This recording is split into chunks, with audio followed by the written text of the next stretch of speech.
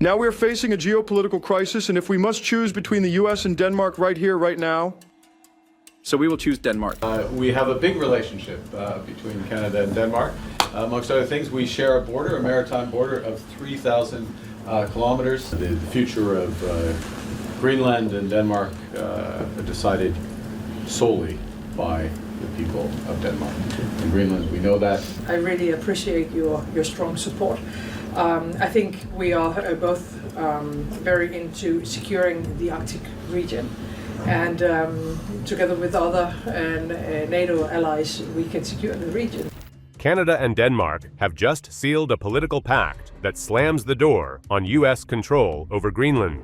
Ottawa has responded by openly backing Greenland's sovereignty with real action and a permanent presence on the ground.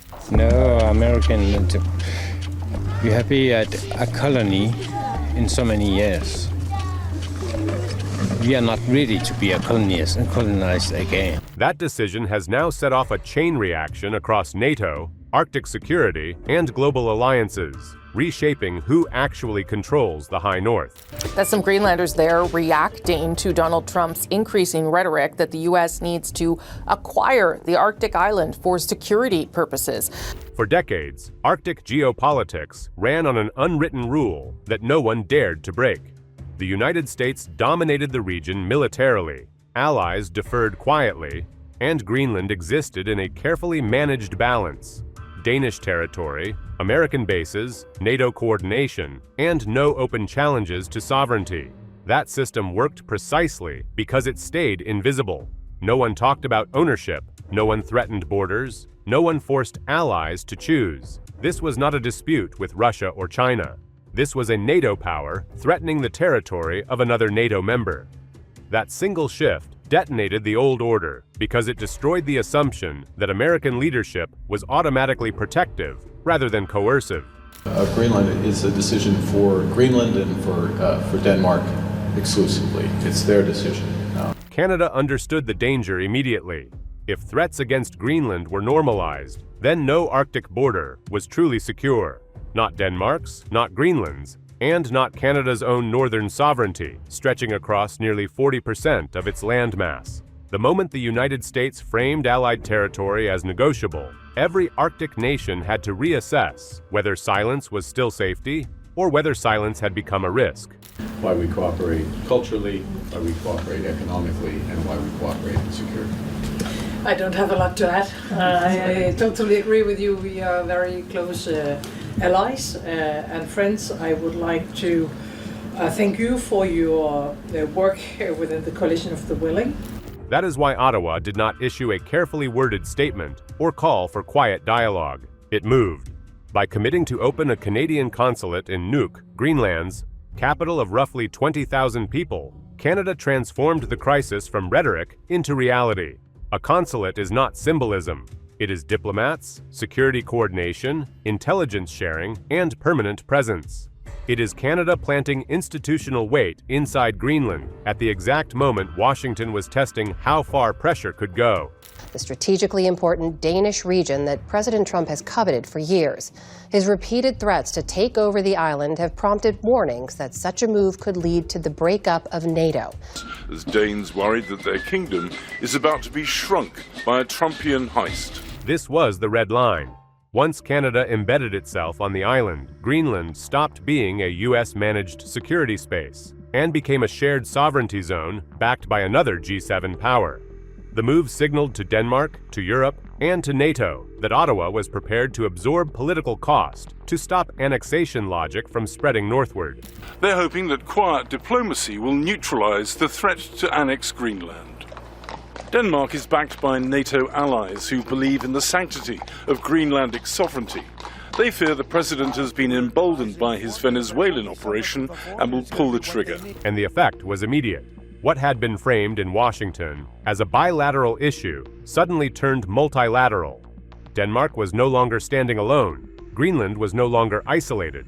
The Arctic was no longer operating under American assumption. The moment Canada chose presence over patience, the balance shifted, and the chain reaction had already begun. 12 months ago, Greenland felt like a blip on a map for Americans. But now, the vast, sparsely populated, mineral-rich island located between the Arctic and the North Atlantic is in President Trump's sights as he continues to be fixated on taking control of Greenland. Greenland is not a side issue. It is the hinge point of Arctic power. The island covers 2.1 million square kilometers, yet has only about 56,000 residents, most of them Inuit. That imbalance is exactly why it matters. Greenland cannot be controlled through population or politics. It is controlled through sensors, airspace, sea lanes, and undersea detection. Whoever dominates Greenland controls what moves between North America and Europe. Russia has military bases scattered along their Arctic border. And Trump claims their ships and China's are already infesting these waters. But does that add up? There's not much evidence of a naval build-up by rivals. Locals have no recollection of it. And here's the key point. The United States already has a military presence on Greenland at the Pituffik Space Base. At the center of that control sits Pituffik Space Base, formerly Thule Air Base. This is one of the most critical early warning installations in the Western world. Its radar feeds directly into North American missile defense, tracking ballistic launches and space activity across the Arctic long before threats reach the continental United States. This base exists today. It operates today, and it already gives Washington the security access it claims to need.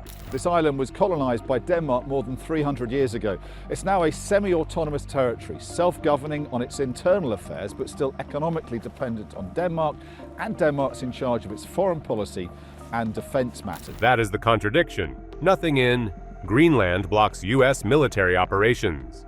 There is no denied access, no hostile force, no security vacuum. The infrastructure is already in place, legally and operationally, which means the push for ownership is not about defense. It is about control. But Denmark's already invited the US to exploit its minerals, so it doesn't need to seize Greenland to do so. The problem is conditions here make it phenomenally difficult to extract raw materials anyway, because they're buried so deep under the ice. So Trump's claims that America needs Greenland do not really stack up, and he risks a huge amount trying to take it. Then comes the second prize. Greenland sits on large deposits of rare earth elements, critical for electric vehicles, advanced batteries, semiconductors, aerospace systems, and modern weapons. As China dominates much of the global rare earth supply chain, Greenland represents one of the few strategic alternatives outside Beijing's reach. Estimates of the island's mineral potential run into the hundreds of billions of dollars over time. Now, Greenland is more than 830,000 square miles. It's got a lot of natural resources, including rare earth minerals, which are increasingly crucial to the global economy. It's a former Danish colony and now an autonomous territory of Denmark. Climate change accelerates the stakes. As Arctic ice recedes, new shipping corridors, offshore oil and gas, and seabed resources become viable. Control over Greenland means influence over the rules of Arctic trade, extraction, and surveillance for decades. They need to do something on Greenland, and I would take him at his word, because we don't mind doing something on Greenland. But what we do mind, and what we can never agree to, is just handing over Greenland, selling 57,000 Danish citizens to become Americans. Greenland is not being targeted because it is weak. It is being targeted because it sits at the intersection of missile defense, mineral supply chains, and future Arctic routes. And once the United States framed that intersection as something it could claim, Canada and Denmark understood the risk immediately. But as well as security reasons, Trump wants more. He has his eyes on Greenland's rich mineral resources. Deposits dotted around the island are thought to include copper, gold, uranium, and vital rare earth elements, as well as oil. Because if Greenland becomes negotiable, no Arctic sovereignty survives intact. In moments like this, most countries try to disappear into diplomatic language. Canada did the opposite. Remaining neutral would signal acceptance. Delaying would invite escalation. So Canada chose alignment, and chose it publicly. It has not been an easy task to stand up against a completely unacceptable pressure from our closest allies for a generation. But much also indicates that the most difficult part is now ahead of us. Carney and other world leaders continue to navigate President Trump's focus on Greenland, a Danish territory. Mark Carney stood beside Denmark's Prime Minister in Paris and drew a sovereignty line that left zero ambiguity. Greenland's future belongs to Greenland and Denmark alone. Then Canada backed that declaration with action by announcing a permanent consulate in Nuuk, transforming a political stance into physical presence. We are currently, together with some NATO partners, in the process of discussing and exploring with NATO which measures are sensible and what is needed. Considering the sheer size of the island of Greenland, and it's very sparse, no, that's not the right word, it's very meager settlement with just 55,000 inhabitants, of whom 25 or 30,000 somehow live in Nuuk alone. That move matters because a consulate is leverage. It creates daily coordination, intelligence visibility, diplomatic weight, and institutional permanence. Canada inserted itself directly into Greenland's political and security ecosystem at the exact moment Washington was testing pressure. Greenland possesses vast untapped mineral wealth.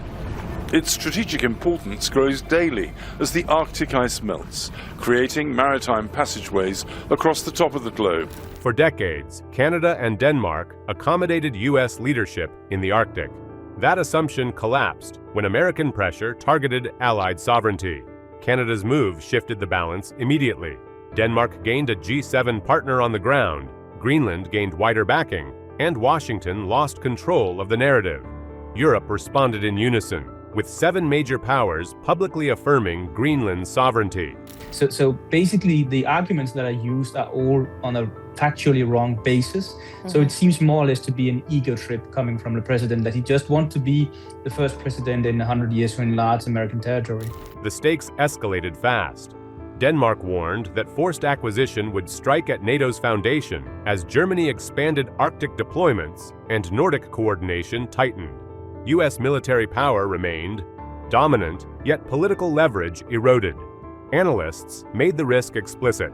Any force move would push NATO toward an impossible choice: accept seizure or confront its strongest member. With tensions escalating between the U.S. and Denmark over Greenland, Canada has thrown its support behind the Arctic island and will be opening a consulate in Greenland in February. Secretary of State Marco Rubio says Trump has always intended to buy Greenland, but the president himself hasn't ruled out military action. Experts emphasized the imbalance. The United States spends over $850 billion annually on defense, more than the next several countries combined. Denmark's defense budget sits near $7 to $8 billion.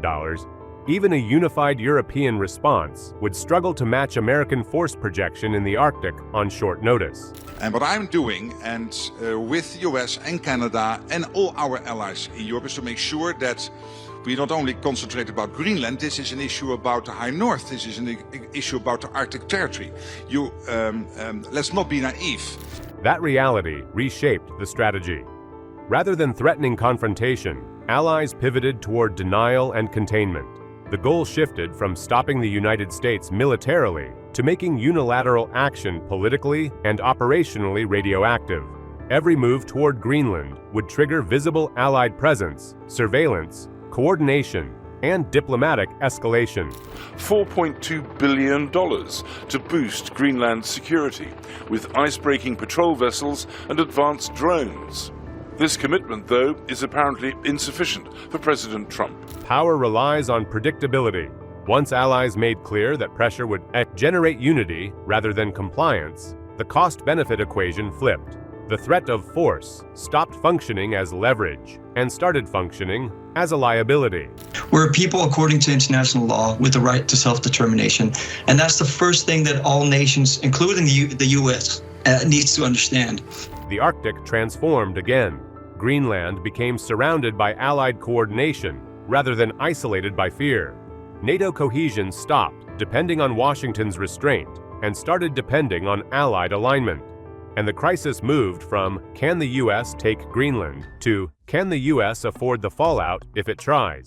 Greenland's prime minister has made it clear. He said, quote, "If forced to choose between the United States and Denmark, Greenland chooses Denmark," unquote. Once the deterrence reality became clear, allies changed tactics fast.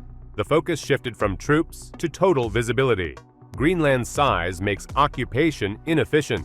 At 2.1 million square kilometers, with barely 56,000 residents, control depends on seeing everything that moves, underwater, on the surface, in the air, and in space.